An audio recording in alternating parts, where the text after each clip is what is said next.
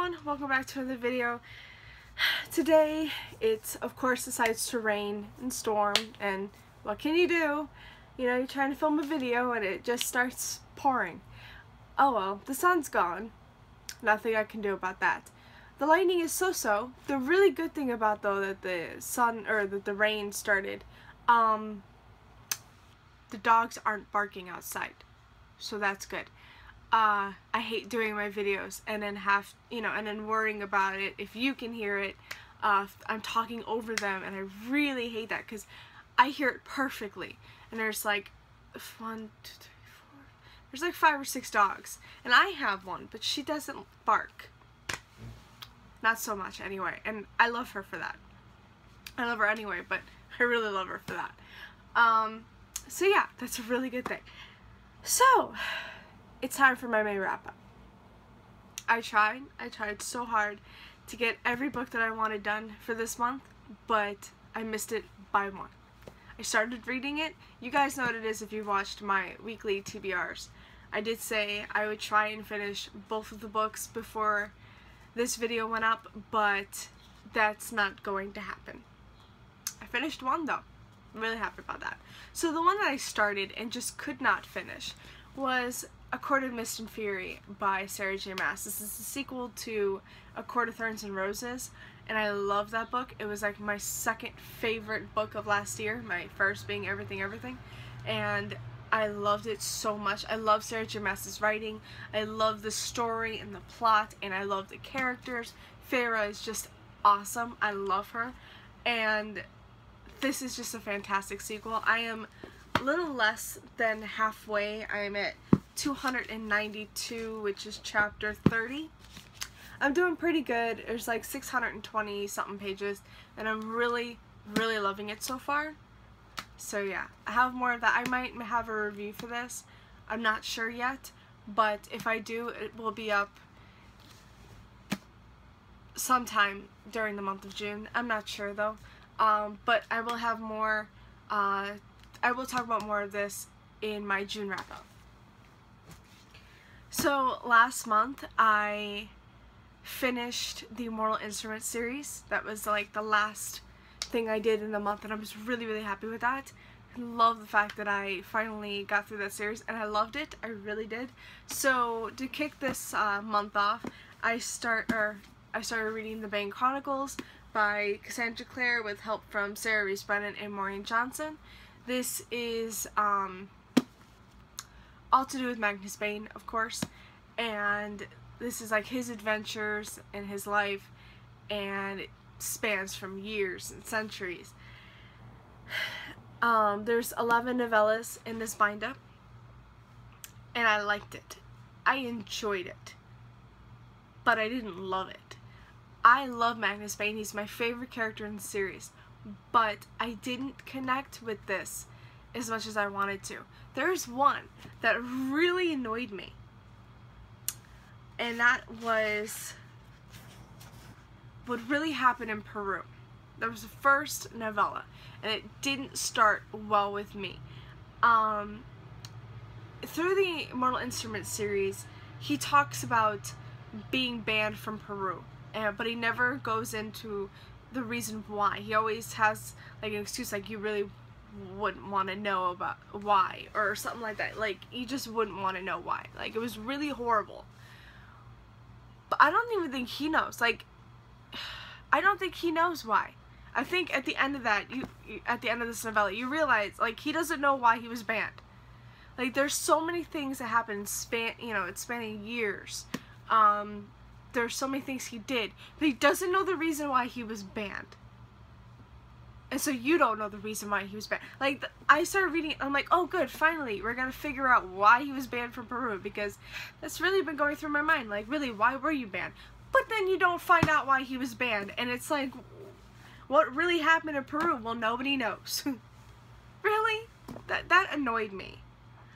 There were a few good ones, like you do get to see things from the Infernal Devices, and you do get to see, I think like he went on a date with Alec. You get to see their first date, which I really loved. I did. But again, I don't know, I didn't connect well with these as much as I wanted to. But I did hear, which I'm really excited for, is Cassandra Clare is going to write an adult trilogy focusing on Magnus Bane. Like, it'll be just like his series or something, but it'll be adult, it wouldn't be young adult. And I think I would really like that. I think that might go better than this one. So yeah, I'm really excited for that. I don't know much about it, but I just saw that on Facebook and I was really excited.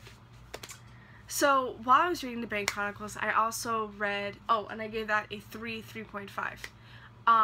While reading the Bane Chronicles, I also read Tales from the Shadowhunter Academy, which the Bane Chronicles you can read throughout the series. I would suggest reading it, if anything, like after City of Glass. Read the Infernal Devices as well, because I think there's like little spoilers. But read the Infernal Devices and read City of Bones through City of Glass. If you read those, I don't think you really have to worry about, like, you could read the Bane Chronicles then. But the Tales of the Shadowhunter Academy, you have to read all of them, all the way up to City of Heavenly Fire, or you will be majorly spoiled.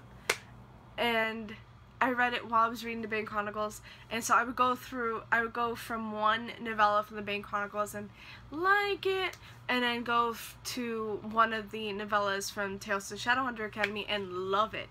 I loved these novellas. They were so good. You got little hints from the the Infernal Devices, and like, you got to see certain events like as flashbacks, which I really liked, or stories that the adults, of course, would know. And then you also got to see our favorite characters from the Mortal Instrument series.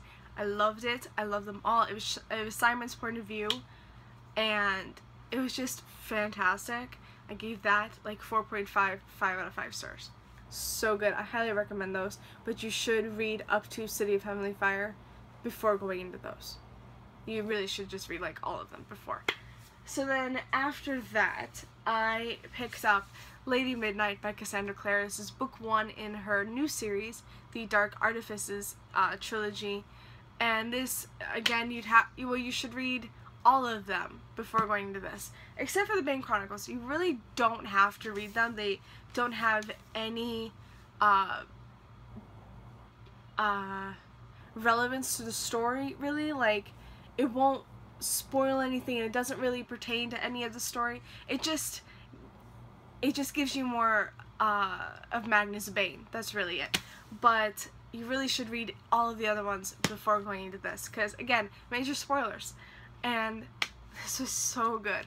So this, again, is part of her new series, or new trilogy, and this follows Emma and Julian, who are parabatai, and you got to meet them in City of Heavenly Fire when they were 12. Now this takes place 5 years after that, so they're 17, and they're from the Los Angeles Institute, so you get to see the whole family, and you get a whole new place. Like, the Mortal Instruments is New York, the Infernal Devices is London. Now you get to go to, now you get to travel Los Angeles. Really loved it. Really loved it. This was so good. It's definitely Cassandra Clare's, like, it's one of her best. I have to say it's one of her best. Like, Clockwork Princess and this, my 2 favorites. Love them. But yeah, this has to do with Emma and Julian, who are parabatai, and there are murders happening in Los Angeles. Fae and humans are being killed, so they investigate what's going on, but they also have to, like, keep it from the Institute because of the events that happened in City of Heavenly Fire. They are not allowed to interact with Fae or investigate these murders, really, so they have to do it quietly and discreetly and secretly, and it was so good. The ending, though, the ending of this broke me. I swear I was pissed, but I cannot wait for the next one. I knew this was gonna happen. Like, I knew the ending was gonna hurt because the ending of both of her starter books always hurt. Like, there's always something that happens and you're just like, you just had to do that. And then the sequel doesn't really, it just goes on from that. But the ending to all of her series is always so good. And it just makes it all worth it. So, love this. 5 out of 5 stars. Highly suggest reading all of the books. So amazing. This one was just fantastic. But yeah, be prepared to just go WTF and just hate that. But I cannot wait for the last 2 books in the series because I know it'll just be worth it. So after that, I read The Mirror in the Maze by Renee Ahdieh, which is book 1.5 in the Wrath of the Dawn duology. It's Khalid's point of view, and it takes place after Wrath of the Dawn, just like right after. And it's just Khalid going through what happened after the events at the ending of the Wrath of the Dawn. So I read that and I enjoyed it. I didn't love it, but I wasn't really supposed to. I liked it. I enjoyed it. It was a good part of the series, and it gave me a little insight into Khalid, which I love him, so it was good. And I think I gave that like a 3.5, 3 to 4. I don't exactly know where I rated that, and I'm filming from my phone, so I can't look at Goodreads, but I know I gave it somewhere from 3 to 4. I enjoyed it. I thought it was good, but again, I didn't love it, but I liked it. It was good. So after that, I read The Rose and the Dagger by Renee Ahdieh, which is the sequel and conclusion to the Wrath of the Dawn duology, and I loved it. It was so good. The Wrath of the Dawn is about Shahrazad volunteering to become Khalid, who is the king of Khorasan. She was volunteering to become his wife. Khalid marries a woman every day, and that woman is killed before dawn. So every day he has a new wife, and every morning at dawn she's dead. So Shahrazad volunteers to become his wife after her best friend was married to him and killed. So she wants to take revenge out on him. But marrying him, she's like, after she marries him, she's able to tell him stories and keep him hooked and wanting more so he doesn't kill her. And so she's able to stay with him for more than just a day. And she finds out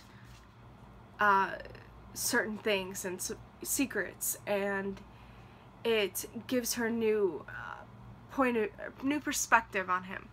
And I love The Wrath of the Dawn. It was amazing. Definitely check that out. It was definitely one of my favorites of last year as well, and this one was just as good.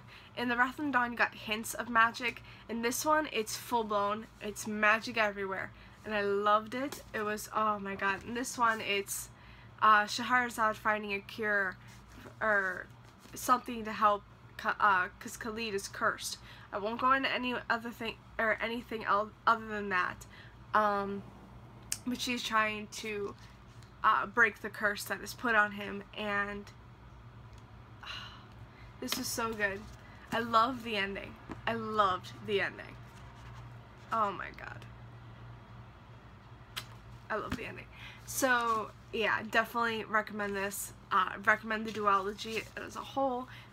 Read all the little novellas, because I actually really enjoyed the first 2, which were prequels, and I don't remember. I know one was The Moth and the Flame, and I can't remember what the other one is, but I definitely recommend them. And I do also recommend The Mirror in the Maze, because you do get a little insight into Khalid after what happened in The Wrath of the Dawn during the ending.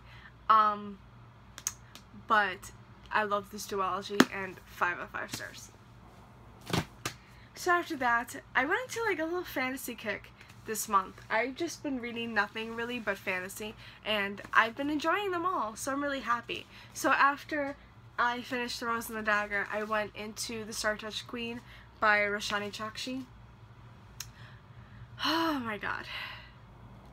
So, I thought Renee Ahdier's writing was gorgeous, and I still do, but Roshani Chokshi's just, oh my god. Like, literally, her writing sucked me in. It was beautiful, it was vivid, you felt like you were there. It was so good. Oh, and this story is about Maya, who is a princess of Bharata. I think that's the name of it. I think. And she has been born under a cursed star. Her horoscope is all about how her marriage will be full of death and destruction, I believe. Yeah. And she is kind of isolated because of that and bullied by the other members of the court. So it's one day, I believe she's 16, 17. She could be older than that. I cannot remember the age. But it's time for her Swayamvara. I think I said that right. And pretty much it's time for her to choose a husband from a list of suitors. And they're all princes or kings from other villages or kingdoms, from other kingdoms. And it's really hard for her to choose, because the minute she chooses one, all the other ones will try to kill her and try to destroy her kingdom, because her kingdom is at war with everyone else. So it's hard for her to choose just one, because pretty much they'll be killed the minute she does. So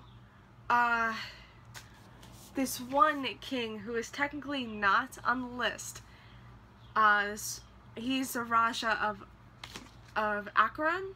Yeah, Akaran. He's the king of Akaran, and Akaran is in another world. Oh my god, it's hard for me to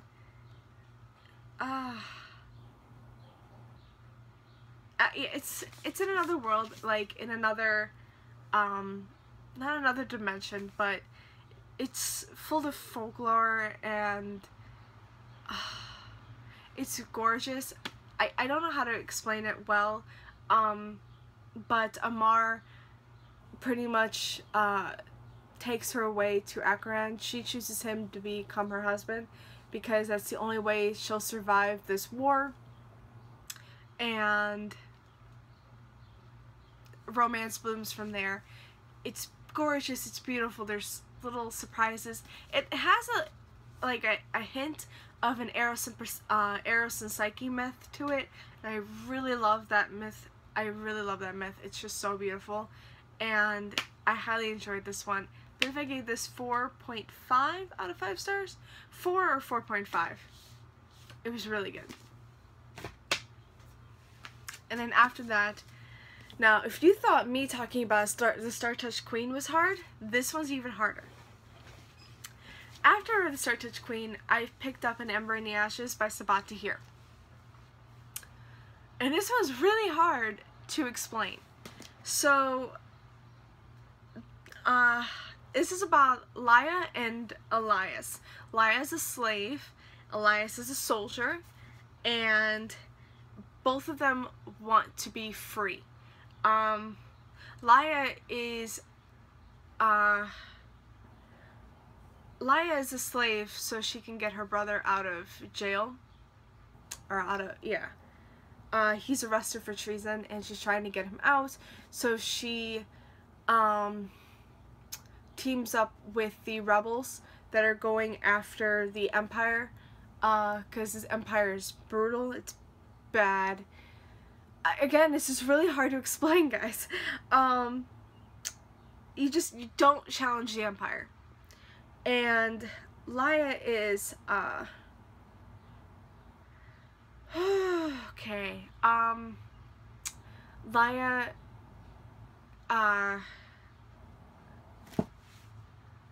this is really hard.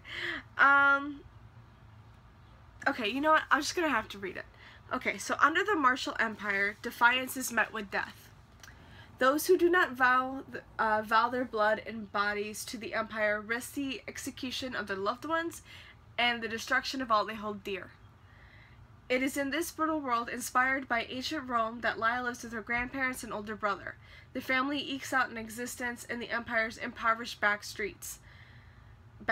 They do not challenge the Empire. They've seen what happens to those who do. But when Leia's brother is arrested for treason, Leia is forced to make a decision. In exchange for help from rebels who promise to rescue her brother, she will risk her life to spy for them from within the Empire's greatest military academy. Leia or Leia? You know what? I want to call her Leia. I like Leia better. There, Leia meets Elias, the school's finest soldier, and secretly is its most unwilling. Elias wants only to be free of the tyranny he's being trained to enforce. He and Leia will soon realize that their destinies are intertwined and that their choices will change the fate of the Empire itself. See, it's hard to explain what the story is about. It's good, and it's so unique. It's so different from what I'm usually reading.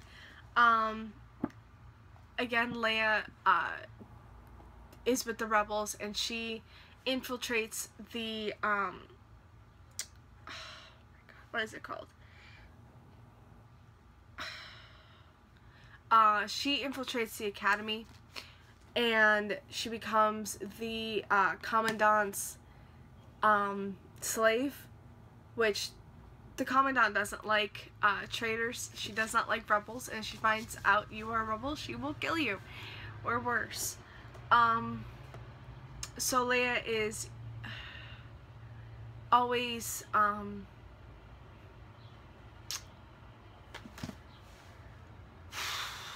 I'm telling you, this is hard. I liked it. I really did.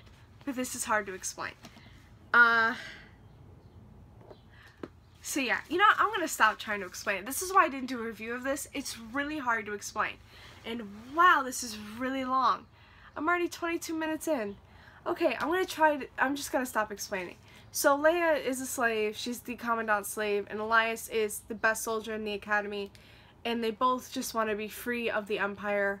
But stuff happens, and they just can't. So that's the best I can do. I really did enjoy this, though. Gave this a 4 out of 5 stars. It was good. And I can't wait for the sequel, Torch Against the Night. Okay, just a few more books, and this will be done. So after that, I picked up the Hidden Oracle, which is book 1 of The Trials of Apollo by Rick Riordan. This is the first book in his new series. Really loved it. This is all about Apollo, if you can't tell. And stuff happens in the Heroes of Olympus series, which you should definitely pick up before reading this. You should pick up the Percy Jackson series and go into Heroes of Olympus, then go into this, because you will be spoiled pretty much if you don't. What stuff happens in that series that Apollo gets blamed for, and he is thrust out of Olympus by Zeus. Zeus just kicks him out and makes him mortal, and now Apollo, or Lester, I hate that name, is forced to travel to Camp Half-Blood and ask for their help in trying to get his godhood back. God, it was hard for me to say. Really enjoyed this. Can't wait for book 2. This one was definitely surprising. I didn't think, because Apollo is just not one of my favorite gods.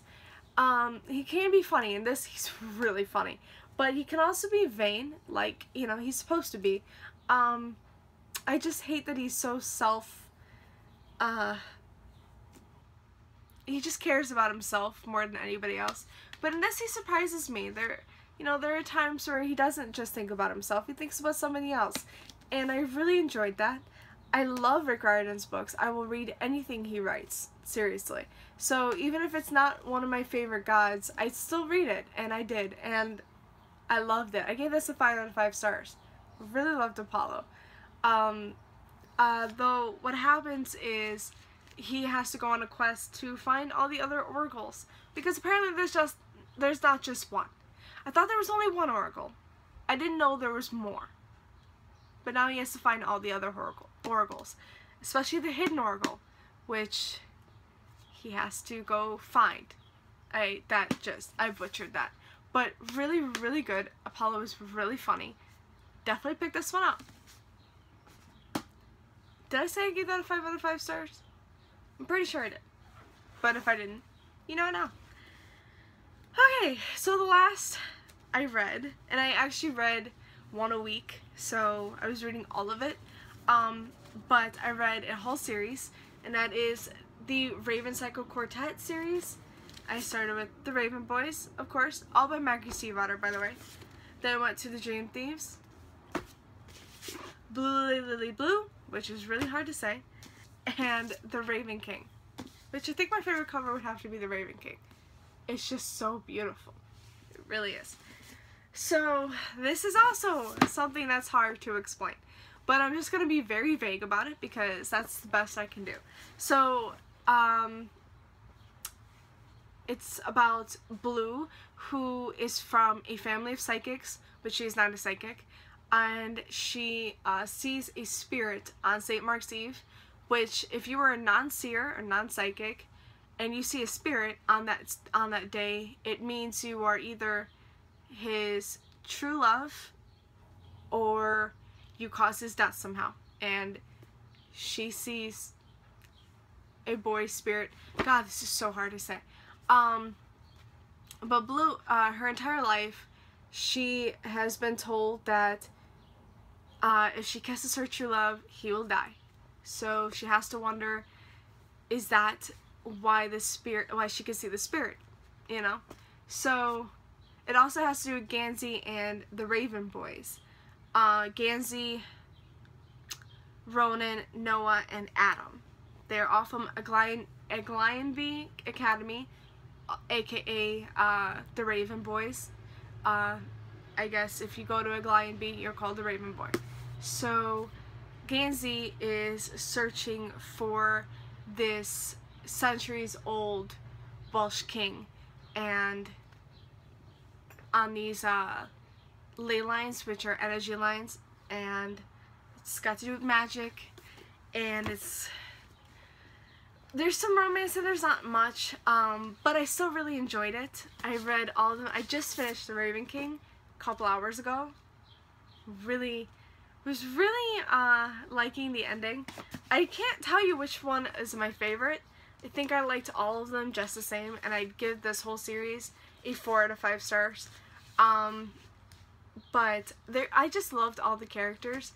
I was really surprised by Henry, which you don't meet, I believe, until The Dream Thieves or Blue Lily Blue.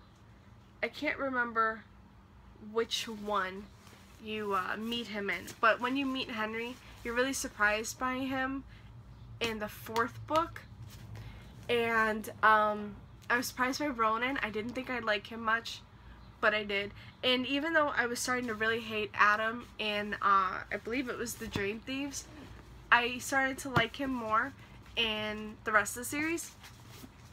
This one surprised me. This one had so many surprises. I really liked that. The Raven King really, like, you just didn't know certain things were going to happen, and then they just did. Like, a whole relationship I did not see coming, but I loved it. I didn't see it coming at all, though, but I really enjoyed it. And I got that in here, and I was really happy. But yeah, there are certain surprises, like Henry and the relationship, like I just said. And there's some other ones, and I really liked it. I really liked this series. I'm glad I read it. It was really good. And it's been 30 minutes, and my throat is sore. It's hard for me to talk. And I don't know what else to say. So yeah, that's all the books that I read. I read a lot, and I read some really, really good books. June will hopefully be just as good as May. I think it might be a more contemporary filled month. Like this one was more fantasy filled. I feel like June, because it's summer, and I feel like reading more contemporary, it's gonna be a contemporary filled month. But who knows, maybe I'll read some fantasy or other types of books as well. Not sure what I'm going to do, but we'll see. So that's it for me today, guys. Thank you so much for watching, and I'm really sorry for how long this video lasted. I don't know what else to do. I read a lot, and I should have just went through it really fast. But yeah, so I'm going to stop rambling on.